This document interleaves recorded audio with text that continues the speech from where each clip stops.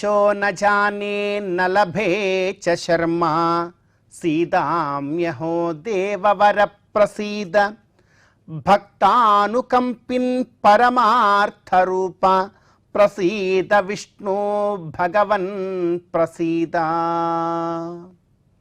అత్యంత పవిత్రమైనటువంటి శ్రీ వైశాఖ మాసంలో శుభోదయ వేళలో దేవదేవుడైనటువంటి శ్రీమన్నారాయణుణ్ణి, కలియుగ ప్రత్యక్ష దైవమైనటువంటి ఆ గోవిందుణ్ణి పరిపరి విధాలుగా శరణాగతి చేస్తూ ఈ వైశాఖ మాస శుభోదయ సమయాన్ని మనం చరితార్థం చేసుకుంటూ ఉన్నాం. ఈ వైశాఖ మాసంలో మనందరి యొక్క ప్రధానమైనటువంటి కర్తవ్యం గోవిందుడి యొక్క ఆరాధన. గోవిందుణ్ణి ఎంతగా భక్తి ప్రపత్తులతో మనం ఆరాధన చేస్తాము. భక్తి అంటే ఏదో మనకు గుర్తొచ్చినప్పుడు భగవంతుణ్ణి ఓ రామా కృష్ణ అంటే సరిపోదు. ప్రతి క్షణం ప్రతి కార్యంలో మనం ఏం చేస్తున్నా మన తలపుల్లో భగవంతుడు ఉండి తీరాలి. నువ్వు కూర్చున్నా, లేచినా, నడుస్తున్నా, తింటున్నా, చివరికి శయనం చేస్తున్నా కూడా భగవంతుడి యొక్క తలపు ఉండాలి. అదే భక్తి. ఇక శరణాగతి అంటారా, ఇది ఇంకా మించినటువంటిది. తావదార్తిస్తథావాంచ తావన్మోహస్తథా సుఖం యావన్న యాతి శరణం త్వామశేషాఘనాశనం. మనకు అర్థమయ్యే మాటల్లో చెప్పుకోవాలి అంటే భక్తి మనం ఏ కార్యంలో ఉన్నా భగవంతుణ్ణి మన మనసులో ఉంచుకోవడం భక్తి. అదే శరణాగతి ప్రపత్తి అలాంటివి అని అంటే ఇప్పుడు ఈ క్షణం నా మనసులో భగవంతుడు ఉన్నా కూడా నేను ఇప్పుడు భగవంతుడి దగ్గరికి వెళ్ళాల్సిందే, లేకపోతే నేను ఉండలేను.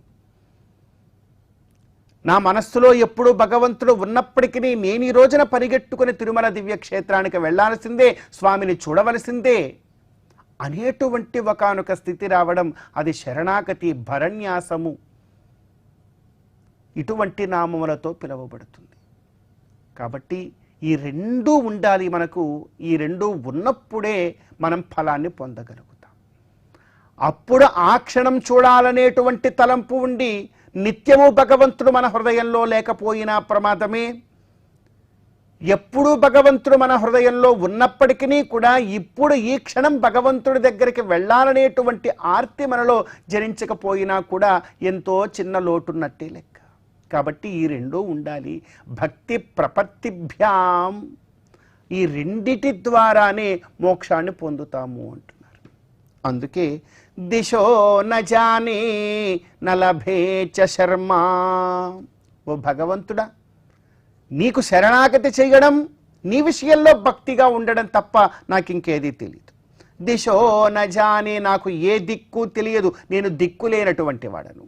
దిశో న జానే న లభే చ శర్మా, నీ మీద భక్తి, నీ విషయంలో శరణాగతి పూర్ణమైనటువంటి మనస్సు లేకపోతే నాకు ఉనికే లేదు, చివరికి నాకు ఒక పేరు కూడా లేదయ్యా. దిశో న జానే న లభే చ శర్మా సీదామ్యహో దేవవర ప్రసీద. అవేవి లేకుండా బతికేస్తూ ఉన్నానయ్యా, ఓ భగవంతుడా, ఓ శ్రీ మహావిష్ణువు నన్ను అనుగ్రహించు, ప్రసీద ప్రసీద అని కోరుతూ ఉన్నాను. భక్తానుకంపిన్ పరమార్థ రూపా, ఓ భక్తానుకంపిన్, ఇలా ఉన్నటువంటి నాలాంటి వాళ్లను రక్షించడానికే కదా వైకుంఠం నుంచి నీవిక్కడికి అర్చావతార రూపంలో వచ్చావు. లేకపోతే అందరూ వెళ్ళాలి అనుకునేటువంటి వైకుంఠాన్ని విడిచి నీవిక్కడికి రావాలనుకోవడంలో ఆంతర్యం ఏమున్నదయ్యా?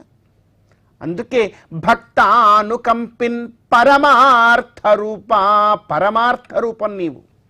ప్రతి ఒక్కరూ కోరుకునేటువంటి అర్థము నీవు తప్ప మరొకటి ఏది కూడా లేదు. సకల చరాచర సృష్టికంతటికీ కూడా అర్థము నీవే అంటూ భక్తానుకంపిన్ పరమార్థ రూప ప్రసీద విష్ణు భగవన్ ప్రసీద. ఓ విష్ణు, విశ్వవ్యాపకశీలత్వాద్ విష్ణు అంటారు. సకల విశ్వమంతా కూడా వ్యాపించి ఉన్నటువంటి వాడువు కదా, అందుకే నిన్ను విష్ణు అని పిలుస్తూ ఉన్నారయ్యా. అటువంటి ఓ విష్ణుమూర్తి, ఓ గోవింద, మమ్మల్ని అందరినీ కూడా అనుగ్రహించు, నిన్ను అర్చించుకోవడం, నీకు శరణాగతి చేయడము తప్ప మరొక దిక్కు లేనటువంటి వారం, మాకు ఈ లోకంలో ఇంకేదీ కూడా తెలియదు అని అంత గొప్పదైనటువంటి ఐకాంత బుద్ధితో మనం వెళ్ళి గోవిందుని దర్శించుకోవాలి, గోవిందుడికి సేవ చేయాలి.